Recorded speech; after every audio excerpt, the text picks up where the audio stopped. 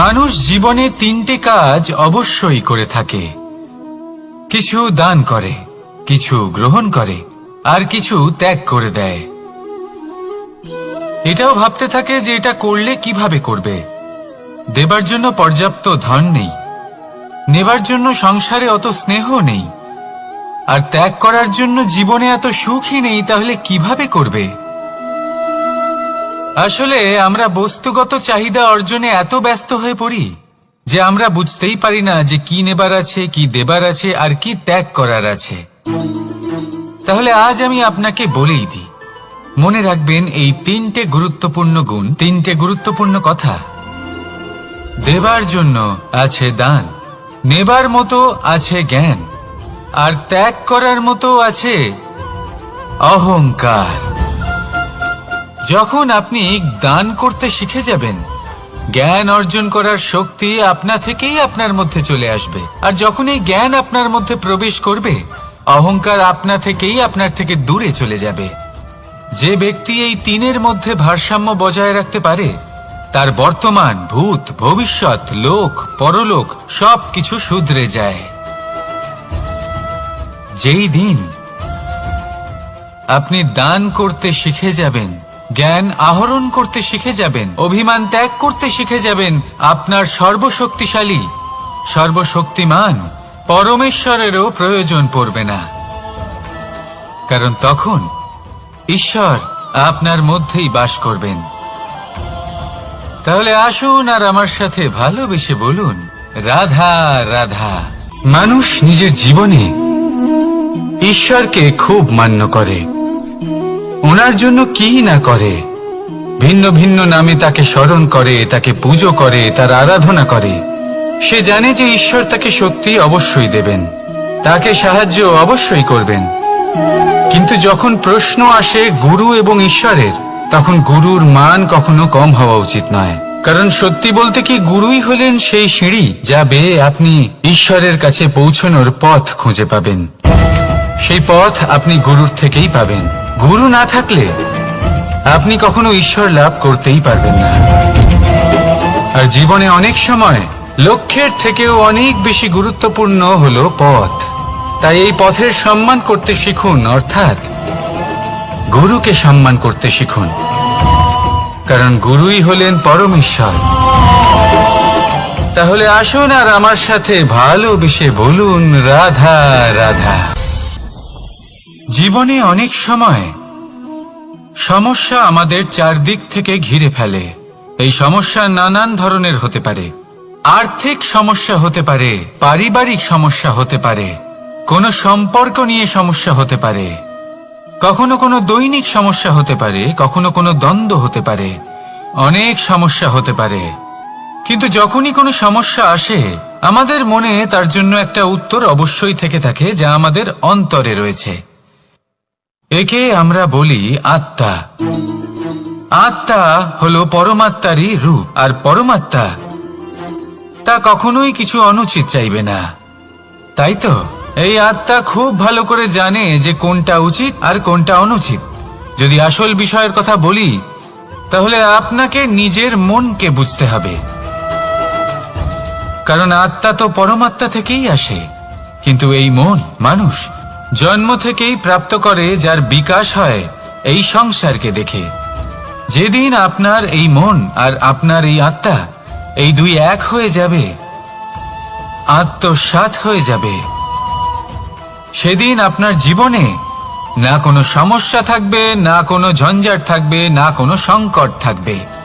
কারণ আপনার কাছে সেই সমস্ত সমস্যার, সমস্ত বিপদের সমাধান থাকবে, আর তাও আপনারই অন্তরে।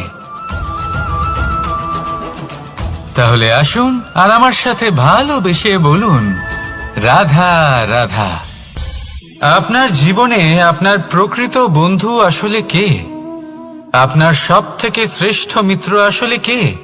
তিনি যিনি সময় এলে পরে আপনাকে সাহায্য করেন, নাকি তিনি যিনি সময় এলে পরে আপনাকে অর্থ দেন?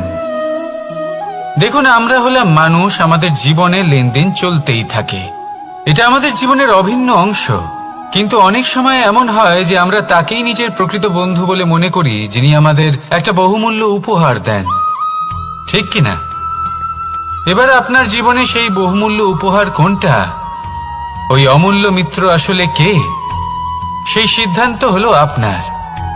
কিন্তু যদি আপনি আমাকে জিজ্ঞেস করেন, তাহলে আমার মতে স্বর্ণ, হিরে, মুক্ত, ধন এগুলো বহুমূল্য নয়। বহুমূল্য হলো সঙ্গ, যখন আপনি একা হয়ে যাবেন, সময়, যখন আপনার তাকে প্রয়োজন হবে, সমর্পণ, যখন আপনার বিশ্বাসের প্রয়োজন পড়বে। যে মানুষ আপনার প্রতি এই 3 গুণ প্রদর্শন করেন, যিনি আপনার কঠিন সময়ে আপনাকে অবশ্যই সঙ্গ দেবেন, যখন আপনার প্রয়োজন পড়বে আপনাকে অবশ্যই সময় দেবেন, আপনার প্রতি সম্পূর্ণ সমর্পিত থাকবেন, সেই হলো আপনার আসল মিত্র, সেই হলো আপনার প্রকৃত বন্ধু।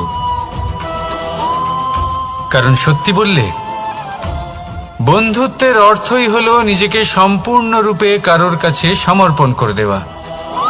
তাই আপনার সেই বন্ধুর জন্য নিজের প্রাণ উজাড় করে দিন, আর ভালোবেসে বলুন, রাধা রাধা।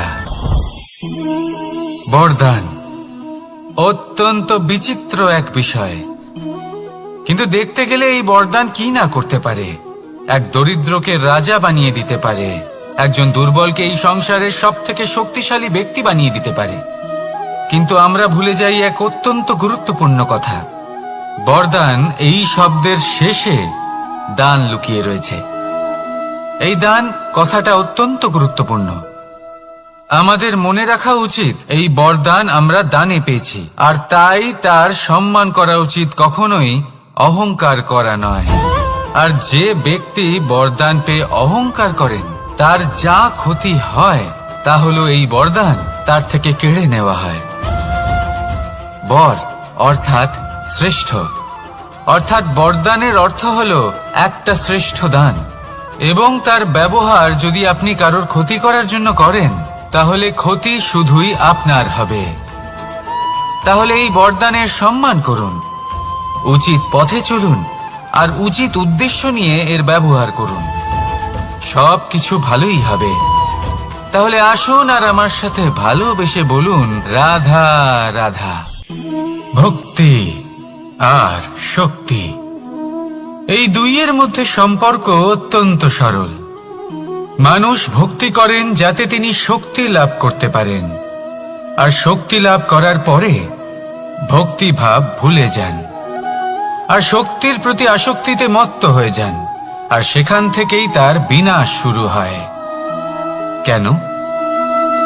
কারণ ভক্তির দ্বারা প্রাপ্ত শক্তি অন্য কারোর হিতের জন্য ব্যবহার করতে হয়, অন্য কারোর মঙ্গল করার জন্য ব্যবহার করতে হয়, কারোর বিনাশের জন্য নয়। এবার যদি আমি আপনাদের একটা উদাহরণ দিয়ে বোঝাই, তাহলে কোদাল দিয়ে আমরা মাটি কোপাতে পারি, একটা গর্ত খুঁড়তে পারি, যাতে একটা নতুন বৃক্ষ জন্ম নিতে পারে, একটা বৃক্ষ যা অন্য জীবকে ফল প্রদান করবে, যাত্রীদের ছায়া প্রদান করবে। কিন্তু এই কোদালের ব্যবহার যদি আমরা অন্য কারোর ক্ষতি করার জন্য করি, তাহলে ক্ষতি শুধুমাত্র আমাদেরই হবে।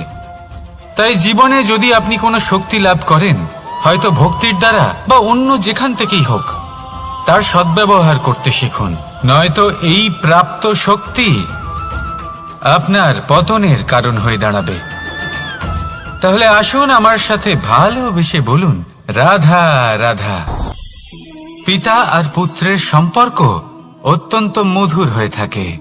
পিতা স্বপ্ন দেখেন, তাকে পূর্ণ করার সকল সম্ভাব্য চেষ্টা করেন, কিন্তু তাও অনেক সময় ওনার স্বপ্ন অপূর্ণ থেকে যায়।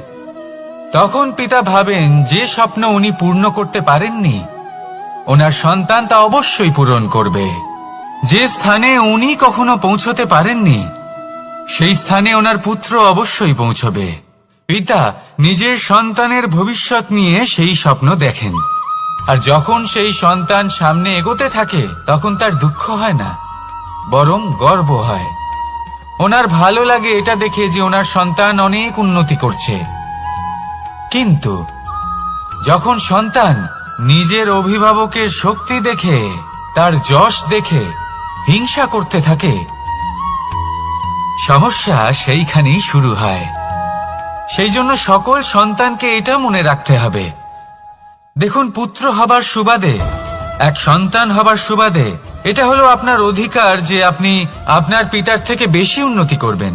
আপনার পিতাও এটাই চান, কিন্তু সুস্থভাবে এটা করুন। একটা রেখা টেনে নিন যাতে আপনি তাতে এগোতে পারেন আর আপনার পিতার তাতে গর্ববোধ হয়, আর সেই বিষয়ে দুঃখ না হয় যে আমার সন্তান আমাকেই ছোট করার চেষ্টা করছে। ইতিহাস সাক্ষী রয়েছে, যে মানুষ অন্য কাউকে ছোট করার চেষ্টা করেছেন সেই মানুষই ছোট হয়ে গেছেন। আর আমার মনে হয় না আপনি এটা চান, কারণ কোনো একদিন আপনিও কারোর পিতা হবেন। আসুন আমার সাথে ভালোবেসে বলুন, রাধা রাধা। সাথী। সাথী এই শব্দটির ব্যাখ্যা কে কিভাবে করে?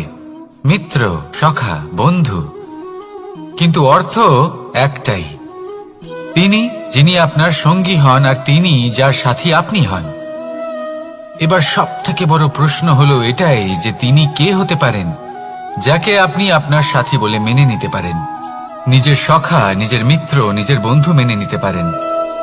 আপনার সাথী হলেন তিনি যিনি দুঃখের সময় আপনার পাশে থাকবেন, আপনার হাত ধরে থাকবেন। আপনার সাথী হলেন তিনি যার হাত আপনি নিজের সুখের দিনে ধরে থাকবেন। সেই সাথীরই হাত ধরুন যিনি দুঃখে সবসময় আপনাকে সাহায্য করার জন্য তৎপর হয়ে থাকেন, আপনার পাশে থাকেন, আর যাকে সুখের দিনে আপনি আপনার সাথে রাখতে পারেন। আর যখন আপনার সাথে আপনার এই সাথী থাকবে তখন আপনি এটা বুঝবেন যে যখন জীবনে দুঃখ আসে তখন এই দুঃখ কমে যায়, সবার মধ্যে ভাগ হয়ে যায়। আর যদি তখন সুখ আসে তাহলে সেটা সবার উপস্থিতিতে আরো বেড়ে যায়। এটাই হলো প্রেম, এটাই হলো ভালোবাসা, এটাই হলো সঙ্গ, যেমন সম্পর্ক আমার আর রাধার মাঝে। তাহলে আসুন আর আমার সাথে ভালোবেসে বলুন, রাধা রাধা।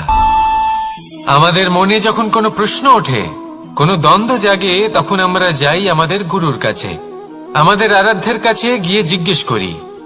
এইভাবেই একদিন আমি পৌঁছলাম আমার আরাধ্যের কাছে, আমার মহাদেবের কাছে, আর ওনাকে প্রশ্ন করলাম যে মহাদেব, জীবনে আনন্দ পাওয়ার, উৎসব পালনের, প্রেম ভাগ করে নেবার, জীবনকে উপভোগ করে নেওয়ার সর্বশ্রেষ্ঠ সময় কোনটা? মহাদেব হাসলেন আর উনি বললেন, জীবনে উৎসব পালনের সব থেকে শ্রেষ্ঠ দিন হলো মৃত্যুর ঠিক আগের দিনটা। প্রেম ভাগ করে নেওয়ার সব থেকে শ্রেষ্ঠ মুহূর্ত হলো মৃত্যুর ঠিক আগের মুহূর্ত। জীবনকে উপভোগ করে নেওয়ার সর্বশ্রেষ্ঠ প্রহর হলো মৃত্যুর এক প্রহর পূর্বে। তখন আমি চমকে গেলাম। আমি বললাম, কিন্তু মহাদেব, মৃত্যু তো অনিশ্চিত, আমরা জানিও না কবে আমাদের মৃত্যু হবে। মহাদেব আবার হাসলেন। উনি বললেন যে যদি আমরা এভাবে জীবন কাটাই যে আমরা জীবনের প্রত্যেক দিন, প্রত্যেক মুহূর্ত, প্রত্যেক প্রহর শেষ বলে মনে করি, তাহলে আমাদের সমস্ত জীবন আনন্দের সাথেই অতিবাহিত হবে। কি বলেন?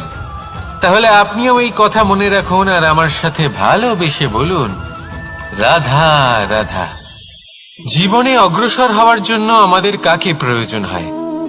মাতা পিতা, বন্ধু, প্রেম, সাহায্য, অর্থ, পরিশ্রম, আশা। ভিন্ন ভিন্ন মানুষ ভিন্ন ভিন্ন বিকল্প চয়ন করে। যদি আমি আপনাকে বলি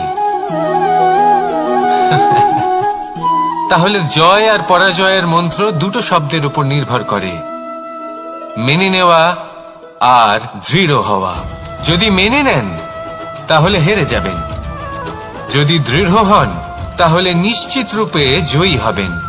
যদি কখনো আপনি ক্লান্ত হয়ে ওঠেন, আপনি দুঃখী হন, পুরোপুরি ভেঙে পড়েছেন, তখন মেনে নেবেন না যে আপনি ভেঙে পড়েছেন, নয়তো হেরে যাবেন। তখন উল্টে স্থির করবেন যে যাই হয়ে যাক না কেন আমি জয়ী হবই। আর আপনি দেখবেন যে জয় নিশ্চিত রূপে আপনার কাছেই আসবে। তাহলে এই কথা মনে রাখবেন আর আমার সাথে ভালোবেসে বলবেন, রাধা রাধা। সময়, জীবন, কাল। দেখতে গেলে এই তিনটি শব্দ একটি শব্দেরই সমার্থক শব্দ মনে হয়, কিন্তু এই শব্দগুলির অর্থ কি সমান? কখনোই নয়। হ্যাঁ, এই সময় চলতে থাকে, জীবন চলতে থাকে, কালচক্র চলতে থাকে। এই সময় কেটে যায়, কিন্তু এই জীবন একে যাপন করতে হয়। কি বলেন? এই জীবনে কিছু করুন বা কিছু না করুন, জীবন এমনি কেটে যাবে, আপনি জানতেও পারবেন না। কিন্তু সেটা আমাদের উদ্দেশ্য নয়, একে যাপন করতে হবে। এই জীবনে প্রেরণা পেতে শিখুন, প্রেরণা দিতে শিখুন, আহ্বান গ্রহণ করতে শিখুন, আহ্বান জানাতে শিখুন, মহান কাজ করতে শিখুন, ধন্যাত্মক বোধ জাগিয়ে তুলুন। জীবন অতিবাহিত করার অর্থ কি তা আপনি শিখে যাবেন। কারণ সময় কেটে যায়, সমস্ত যুগ কেটে যায়, কিন্তু জীবনের রীতি জীবন কাটিয়ে দেওয়া নয়, জীবন যাপন করা। এই জীবন সম্পূর্ণরূপে অনুভব করতে হবে, নতুন পথ বানাতে হবে। এবারে যদি এই জীবন বাঁচার সময় একবার ভেবে দেখুন, যদি মনে প্রেম থাকে, সদ্ভাবনা থাকে, তাহলে কি হবে? এই জীবনকে বাঁচার অনুভূতিটাই অন্যরকম হয়ে যাবে, একটা আনন্দময় অনুভূতি লাভ করবেন। তাহলে এটাই করুন, আর আমার সাথে ভালোবেসে বলুন, রাধা রাধা। আপনি কি কখনো কোনো জলের ধারা দেখেছেন? তার সামনে যতই মাটি থাকুক না কেন, যতই কাদা থাকুক না কেন, যখন এই জলের ধারা বইতে আরম্ভ করে দেয়, তখন এই কাদাকে নিজেই ধুয়ে নিয়ে যায়। ওই কাদাকে ধুয়ে দেয় এবং নিজের পথ নিজেই তৈরি করে নেয়। তাহলে আপনিও এরকম জলের মতো হয়ে উঠুন। যদি হয়ে উঠতে পারেন, তাহলে নিজের মনের, নিজের ভাবনার, নিজের জীবনের যত অনাবশ্যক তত্ত্ব আছে, অনুপযোগী অংশ রয়েছে, অর্থাৎ অপরিষ্কার অংশ রয়েছে, তা নিজে থেকেই নির্মল হয়ে উঠবে। আর যেরকম জলের ধারা কখনো থেমে থাকে না, সব সময় বয়ে চলে, সেইভাবে আপনিও কখনোই থামবেন না, সবসময় বয়ে চলুন, এগোতে থাকুন। পথে যদি অনেক বিপদ আসে, সমস্যা আসে, থামবেন না, তার উপর নিরন্তর প্রহার করুন, নিরন্তর প্রয়াস করুন, আর অগ্রসর হন। আপনি ভেবে দেখুন, এই জলের ধারা কখনো থেমে থাকে না, সবসময় বয়ে চলে, বিপদের সম্মুখীন হয়ে তাকে সাথে বয়ে নিয়ে চলে। সেই জন্য জলের ধারা, প্রবাহমান এই ধারা, এর থেকে কখনো দুর্গন্ধ আসে না, এতে কখনো ময়লা জমতে পারে না, বরং পালিত হয় সুন্দর প্রাণবন্ত জীবজন্তু, যেমন সুন্দর ছোট মাছ। তাই আপনিও এটাই করুন, কখনো থামবেন না, শুধু চলতে থাকুন, জলের ধারার মতো বইতে থাকুন। আপনি আপনার লক্ষ্য অবশ্যই খুঁজে পাবেন, আর তার সাথে নিজের অন্তরের যে মালিন্য রয়েছে, তা আপনি নিজেই নিজের থেকে দূরে করে দেবেন। তাহলে আসুন আর আমার সাথে ভালোবেসে বলুন, রাধা রাধা। এবার অনেক সময় মানুষের মনে এরকম প্রশ্ন আসে যে এই সংসারে সবথেকে বড় বিপদ কি? কেউ বলে ধর্ম সংকট, আবার কেউ বলে প্রাণের উপর আসা সংকট। প্রত্যেক মানুষের জীবনে বিভিন্ন সংকট আসে, আর এই সমস্ত সংকট অত্যন্ত বিচিত্র হতে পারে। এই সমস্ত সংসার হলো সংকট দ্বারা পরিপূর্ণ। ঠিক আছে, আপনাকে একটা উদাহরণ দিই। একজন ধনী ব্যক্তি, এবার ওনার জীবনে সংকট কি হতে পারে? সংকট এটাই যে কেউ তার সম্পত্তি চুরি না করে নেয়, আমরা বুঝতে পারছি। এবার একজন চোর, তার জীবনে সংকট কি হতে পারে? যে চুরি করার সময় সে যদি তার একটা কাশি চাপতে না পারে, তাহলে সে ধরা পড়ে যেতে পারে, ঠিক কিনা? আবার অনেক সময় এমনও হয় যে যার জন্য আমি সংকট, সেও আমার কাছে সংকট। যেমন এই পরিস্থিতিতে দেখুন, সংকট হলো সংকট, এ তো জীবনে থাকবে, কিন্তু এর সম্মুখীন কিভাবে হওয়া যায়? খুব সরল। সব এটার ওপর নির্ভর করে, মনের ওপর। এই মনকে নিয়ন্ত্রণ করলে সব ঠিক থাকবে। এবার যদি ধনী ব্যক্তি মনকে নিয়ন্ত্রণ করে ফেলেন, নিজের অর্থের ব্যবহার শুভ কাজের জন্য, সমাজের সেবার জন্য বিকাশ করতে করেন, ওই অর্থকে একত্রিত করে না রাখেন, তাহলে চুরির সমস্যা, এই সংকট সেখানেই কেটে যাবে। এবার যদি কথা বলি সেই চোরের, তাহলে চোর যদি নিজের মনকে সংযত করে নেয়, যদি নিজের কর্মকে নিয়ন্ত্রণ করতে পারে, তাহলে এমন কোনো স্বর নেই, এমন কোনো স্বর নেই যা ওকে ধরা পড়তে বাধ্য করবে। সেই জন্য জীবনে সংকট যতই আসুক, যত বড়ই সংকট আসুক না কেন, কবচ হলো একটাই, আর এই কবচের নাম হলো আত্মনিয়ন্ত্রণ। নিজের মনকে নিয়ন্ত্রণে রাখতে শিখুন। এটা নিজের জীবনে প্রয়োগ করে তো দেখুন। যদি আপনি করতে পারেন, তবে আপনি দেখবেন যে সংকট তো জীবনে আসা যাওয়া করে, কিন্তু সেই সংকটগুলির সম্মুখীন আপনি এইভাবে করতে পারবেন। তাহলে সেটাই করুন, আর আমার সাথে ভালোবেসে বলুন, রাধা রাধা। এই দড়িটা দেখুন, ছোট ছোট রেশম দ্বারা তৈরি, এটা সরু সুতো দ্বারা তৈরি হয়েছে এটা, আর এ অত্যন্ত কোমলও বটে।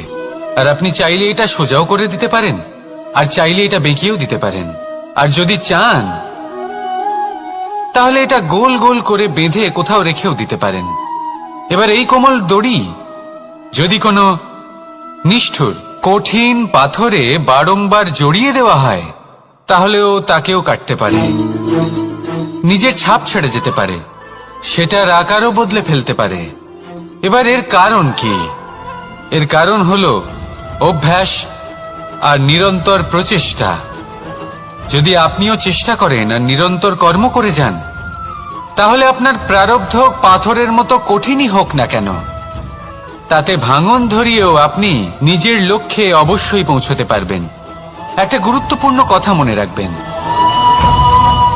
সুকর্মের অভ্যাস আর নিরন্তর প্রয়াস, এই হলো সাফল্যের মন্ত্র।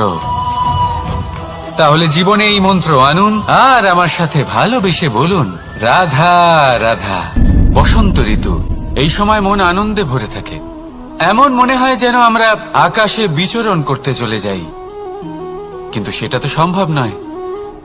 সেই জন্য হয়তো আমরা ঘুড়ি ওড়াই, এই ঘুড়িকে নিজেদের প্রতিরূপ মনে করে। এবার অনেক মানুষ আছেন যারা ঘুড়ি ওড়ান, কিন্তু এই কর্মের সারমর্ম কি সেটা কজন বুঝতে পারেন? আপনি এটা মনে করুন যে আপনি হলেন সেই ঘুড়ি, আর এই সুতো যিনি ধরে রয়েছেন তিনি হলেন পরমাত্মা। আর এই সুতো যেখান থেকে শুরু হয়, সেই লাটাই হলো আমাদের কর্মচক্র। এবার আপনি নিজেই অনুমান করুন যে এই উড়ান কার ওপর নির্ভরশীল, পরমাত্মার ওপর আর আপনার কর্মের ওপর।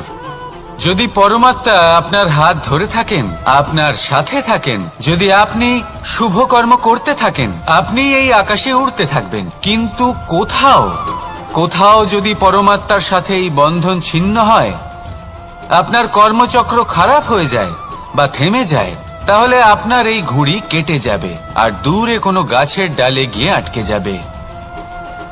তাই শুধুমাত্র ঘুড়ি ওড়াবেন না, তার থেকে শিখুন, পরমাত্মার সাহচর্যে থাকুন, সবসময় শুভ কর্ম করতে থাকুন, আর সবসময় এই আকাশে উড়তে থাকুন। আসুন আর আমার সাথে ভালোবেসে বলুন, রাধা। কথায় আছে যে দৃষ্টি অত্যন্ত কঠোর হয়, অত্যন্ত শক্তিশালীও হয়।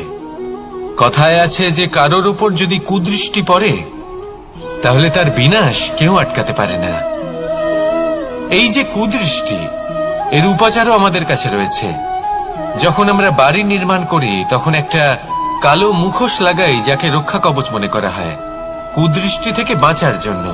যখনই কোনো বাচ্চা বাইরে যায়, তখন তার মাথায় আমরা একটা কাজলের টিপ পরিয়ে দিই, কুদৃষ্টি থেকে বাঁচার জন্য। অর্থাৎ এই সংসারে কুদৃষ্টি থেকে বাঁচার উপাচার রয়েছে। উপাচার যদি কিছু না থেকে থাকে তাহলে তা হলো দৃষ্টিভঙ্গির।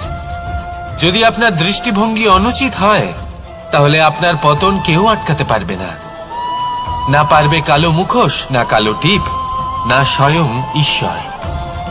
সেই জন্য নিজের দৃষ্টিভঙ্গি শুভ করে তুলুন, সবকিছু শুভই হবে। আসুন আমার সাথে ভালোবেসে বলুন, রাধা রাধা। মানুষ নিজের জীবনে ঈশ্বরকে খুব মান্য করে, ওনার জন্য কি না করে। ভিন্ন ভিন্ন নামে তাকে স্মরণ করে, তাকে পুজো করে, তার আরাধনা করে। সে জানে যে ঈশ্বর তাকে শক্তি অবশ্যই দেবেন, তাকে সাহায্য অবশ্যই করবেন। কিন্তু যখন প্রশ্ন আসে গুরু এবং ঈশ্বরের, তখন গুরুর মান কখনো কম হওয়া উচিত নয়। কারণ সত্যি বলতে কি, গুরুই হলেন সেই সিঁড়ি যা বেয়ে আপনি ঈশ্বরের কাছে পৌঁছানোর পথ খুঁজে পাবেন। সেই পথ আপনি গুরুর থেকেই পাবেন। গুরু না থাকলে আপনি কখনো ঈশ্বর লাভ করতেই পারবেন না। আর জীবনে অনেক সময় লক্ষ্যের থেকেও অনেক বেশি গুরুত্বপূর্ণ হলো পথ। তাই এই পথের সম্মান করতে শিখুন, অর্থাৎ গুরুকে সম্মান করতে শিখুন। কারণ গুরুই হলেন পরমেশ্বর। তাহলে আসুন আর আমার সাথে ভালোবেসে বলুন, রাধা রাধা। আপনার জীবনে আপনার প্রকৃত বন্ধু আসলে কে? আপনার সব থেকে শ্রেষ্ঠ মিত্র আসলে কে? তিনি যিনি সময় এলে পরে আপনাকে সাহায্য করেন, নাকি তিনি যিনি সময় এলে পরে আপনাকে অর্থ দেন? দেখুন, আমরা হলাম মানুষ, আমাদের জীবনে লেনদেন চলতেই থাকে। এটা আমাদের জীবনের অভিন্ন অংশ। কিন্তু অনেক সময় এমন হয় যে আমরা তাকেই নিজের প্রকৃত বন্ধু বলে মনে করি, যিনি আমাদের একটা বহুমূল্য উপহার দেন, ঠিক কিনা? এবার আপনার জীবনে সেই বহুমূল্য উপহার কোনটা, ওই অমূল্য মিত্র আসলে কে, সেই সিদ্ধান্ত হলো আপনার।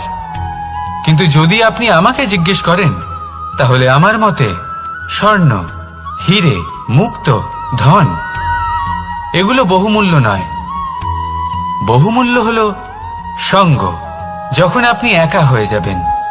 সময়, যখন আপনার তাকে প্রয়োজন হবে। সমর্পণ, যখন আপনার বিশ্বাসের প্রয়োজন পড়বে।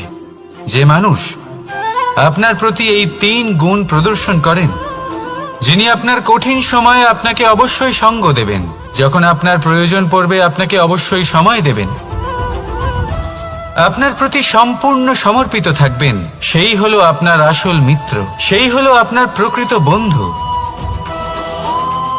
কারণ সত্যি বললে, বন্ধুত্বের অর্থই হলো নিজেকে সম্পূর্ণরূপে কারোর কাছে সমর্পণ করে দেওয়া।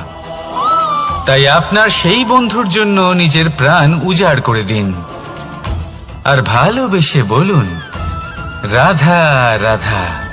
মানুষ জীবনে 3টে কাজ অবশ্যই করে থাকে। কিছু দান করে, কিছু গ্রহণ করে, আর কিছু ত্যাগ করে দেয়। এটাও ভাবতে থাকে যে এটা করলে কিভাবে করবে। দেবার জন্য পর্যাপ্ত ধন নেই, নেবার জন্য সংসারে অত স্নেহ নেই, আর ত্যাগ করার জন্য জীবনে এত সুখই নেই, তাহলে কিভাবে করবে?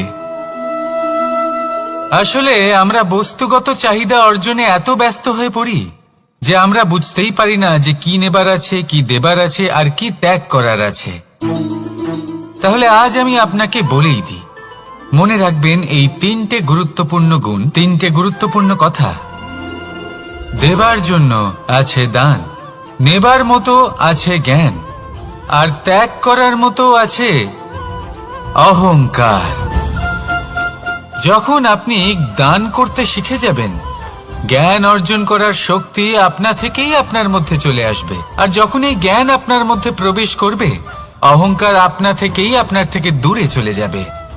যে ব্যক্তি এই 3-এর মধ্যে ভারসাম্য বজায় রাখতে পারে, তার বর্তমান, ভূত, ভবিষ্যৎ, লোক, পরলোক সবকিছু শুধরে যায়। যেই দিন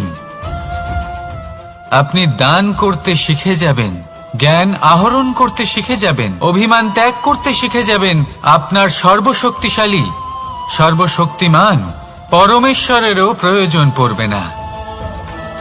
কারণ তখন ঈশ্বর আপনার মধ্যেই বাস করবেন। তাহলে আসুন আর আমার সাথে ভালোবেসে বলুন, রাধা রাধা।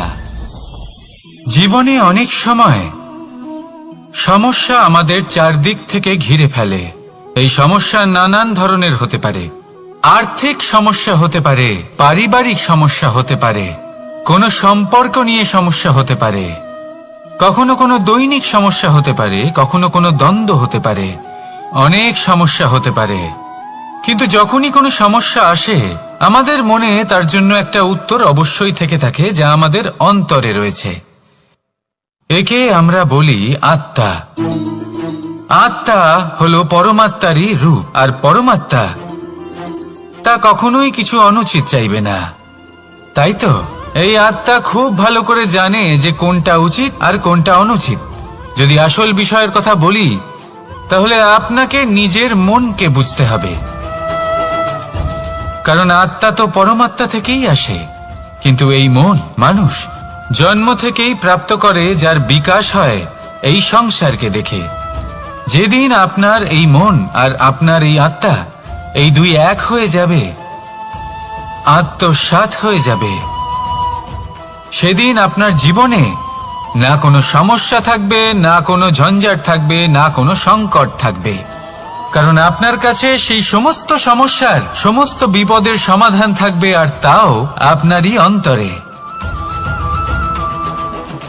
তাহলে আসুন আর আমার সাথে ভালোবেসে বলুন, রাধা রাধা। ভক্তি আর শক্তি, এই দুইয়ের মধ্যে সম্পর্ক অত্যন্ত সরল। মানুষ ভক্তি করেন যাতে তিনি শক্তি লাভ করতে পারেন, আর শক্তি লাভ করার পরে ভক্তি ভাব ভুলে যান, আর শক্তির প্রতি আসক্তিতে মত্ত হয়ে যান, আর সেখান থেকেই তার বিনাশ শুরু হয়। কেন? কারণ ভক্তির দ্বারা প্রাপ্ত শক্তি অন্য কারোর হিতের জন্য ব্যবহার করতে হয়, অন্য কারোর মঙ্গল করার জন্য ব্যবহার করতে হয়, কারোর বিনাশের জন্য নয়। এবার যদি আমি আপনাদের একটা উদাহরণ দিয়ে বোঝাই, তাহলে কোদাল দিয়ে আমরা মাটি কোপাতে পারি, একটা গর্ত খুঁড়তে পারি, যাতে একটা নতুন বৃক্ষ জন্ম নিতে পারে। একটা বৃক্ষ যা অন্য জীবকে ফল প্রদান করবে, যাত্রীদের ছায়া প্রদান করবে। কিন্তু এই কোদালের ব্যবহার যদি আমরা অন্য কারোর ক্ষতি করার জন্য করি, তাহলে ক্ষতি শুধুমাত্র আমাদেরই হবে। তাই জীবনে যদি আপনি কোনো শক্তি লাভ করেন, হয়তো ভক্তির দ্বারা বা অন্য যেখান থেকেই হোক, তার সদ্ব্যবহার করতে শিখুন, নয়তো এই প্রাপ্ত শক্তি আপনার পতনের কারণ হয়ে দাঁড়াবে। তাহলে আসুন আমার সাথে ভালোবেসে বলুন, রাধা রাধা।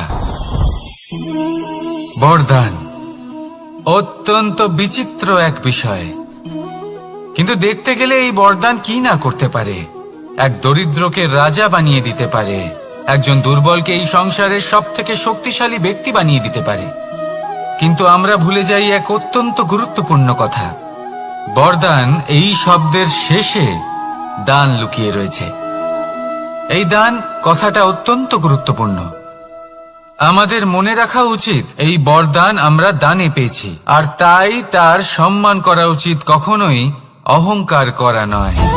আর যে ব্যক্তি বরদান পেয়ে অহংকার করেন, তার যা ক্ষতি হয় তা হলো এই বরদান তার থেকে কেড়ে নেওয়া হয়। বর অর্থাৎ শ্রেষ্ঠ, অর্থাৎ বরদানের অর্থ হলো একটা শ্রেষ্ঠ দান, এবং তার ব্যবহার যদি আপনি কারোর ক্ষতি করার জন্য করেন, তাহলে ক্ষতি শুধুই আপনার হবে। তাহলে এই বরদানের সম্মান করুন, উচিত পথে চলুন, আর উচিত উদ্দেশ্য নিয়ে এর ব্যবহার করুন, সব কিছু ভালোই হবে। তাহলে আসুন আর আমার সাথে ভালোবেসে বলুন, রাধা রাধা। পিতা আর পুত্রের সম্পর্ক অত্যন্ত মধুর হয়ে থাকে। পিতা স্বপ্ন দেখেন, তাকে পূর্ণ করার সকল সম্ভাব্য চেষ্টা করেন, কিন্তু তাও অনেক সময় ওনার স্বপ্ন অপূর্ণ থেকে যায়। তখন পিতা ভাবেন যে স্বপ্ন উনি পূর্ণ করতে পারেননি, ওনার সন্তান তা অবশ্যই পূরণ করবে। যে স্থানে উনি কখনো পৌঁছতে পারেননি, সেই স্থানে ওনার পুত্র অবশ্যই পৌঁছবে। পিতা নিজের সন্তানের ভবিষ্যৎ নিয়ে সেই স্বপ্ন দেখেন, আর যখন সেই সন্তান সামনে এগোতে থাকে তখন তার দুঃখ হয় না, বরং গর্ব হয়। ওনার ভালো লাগে এটা দেখে যে ওনার সন্তান অনেক উন্নতি করছে। কিন্তু যখন সন্তান নিজের অভিভাবকের শক্তি দেখে, তার যশ দেখে হিংসা করতে থাকে, সমস্যা সেইখানেই শুরু হয়। সেই জন্য সকল সন্তানকে এটা মনে রাখতে হবে, দেখুন, পুত্র হবার সুবাদে, এক সন্তান হবার সুবাদে এটা হলো আপনার অধিকার যে আপনি আপনার পিতার থেকে বেশি উন্নতি করবেন। আপনার পিতাও এটাই চান, কিন্তু সুস্থভাবে এটা করুন। একটা রেখা টেনে নিন যাতে আপনি তাতে এগোতে পারেন আর আপনার পিতার তাতে গর্ববোধ হয়, আর সেই বিষয়ে দুঃখ না হয় যে আমার সন্তান আমাকেই ছোট করার চেষ্টা করছে। ইতিহাস সাক্ষী রয়েছে, যে মানুষ অন্য কাউকে ছোট করার চেষ্টা করেছেন সেই মানুষই ছোট হয়ে গেছেন। আর আমার মনে হয় না আপনি এটা চান, কারণ কোনো একদিন আপনিও কারোর পিতা হবেন। আসুন আমার সাথে ভালোবেসে বলুন, রাধা রাধা। সাথী, সাথী এই শব্দটির ব্যাখ্যা কে কিভাবে করে? মিত্র, সখা, বন্ধু, কিন্তু অর্থ একটাই, তিনি যিনি আপনার সঙ্গী হন আর তিনি যার সাথী আপনি হন। এবার সব থেকে বড় প্রশ্ন হলো এটাই যে তিনি কে হতে পারেন যাকে আপনি আপনার সাথী বলে মেনে নিতে পারেন, নিজের সখা, নিজের মিত্র, নিজের বন্ধু মেনে নিতে পারেন। আপনার সাথী হলেন তিনি যিনি দুঃখের সময় আপনার পাশে থাকবেন, আপনার হাত ধরে থাকবেন। আপনার সাথী হলেন তিনি যার হাত আপনি নিজের সুখের দিনে ধরে থাকবেন। সেই সাথীরই হাত ধরুন যিনি দুঃখে সবসময় আপনাকে সাহায্য করার জন্য তৎপর হয়ে থাকেন, আপনার পাশে থাকেন, আর যাকে সুখের দিনে আপনি আপনার সাথে রাখতে পারেন। আর যখন আপনার সাথে আপনার এই সাথী থাকবে তখন আপনি এটা বুঝবেন যে যখন জীবনে দুঃখ আসে তখন এই দুঃখ কমে যায়, সবার মধ্যে ভাগ হয়ে যায়। আর যদি তখন সুখ আসে তাহলে সেটা সবার উপস্থিতিতে আরো বেড়ে যায়। এটাই হলো প্রেম, এটাই হলো ভালোবাসা, এটাই হলো সঙ্গ, যেমন সম্পর্ক আমার আর রাধার মাঝে। তাহলে আসুন আর আমার সাথে ভালোবেসে বলুন, রাধা রাধা। আমাদের মনে যখন কোনো প্রশ্ন ওঠে, কোনো দ্বন্দ্ব জাগে, তখন আমরা যাই আমাদের গুরুর কাছে, আমাদের আরাধ্যের কাছে গিয়ে জিজ্ঞেস করি। এইভাবেই একদিন আমি পৌঁছলাম আমার আরাধ্যের কাছে, আমার মহাদেবের কাছে, আর ওনাকে প্রশ্ন করলাম যে মহাদেব, জীবনে আনন্দ পাওয়ার, উৎসব পালনের, প্রেম ভাগ করে নেবার, জীবনকে উপভোগ করে নেওয়ার সর্বশ্রেষ্ঠ সময় কোনটা? মহাদেব হাসলেন আর উনি বললেন, জীবনে উৎসব পালনের সব থেকে শ্রেষ্ঠ দিন হলো মৃত্যুর ঠিক আগের দিনটা। প্রেম ভাগ করে নেওয়ার সব থেকে শ্রেষ্ঠ মুহূর্ত হলো মৃত্যুর ঠিক আগের মুহূর্ত। জীবনকে উপভোগ করে নেওয়ার সর্বশ্রেষ্ঠ প্রহর হলো মৃত্যুর এক প্রহর পূর্বে। তখন আমি চমকে গেলাম। আমি বললাম, কিন্তু মহাদেব, মৃত্যু তো অনিশ্চিত, আমরা জানিও না কবে আমাদের মৃত্যু হবে।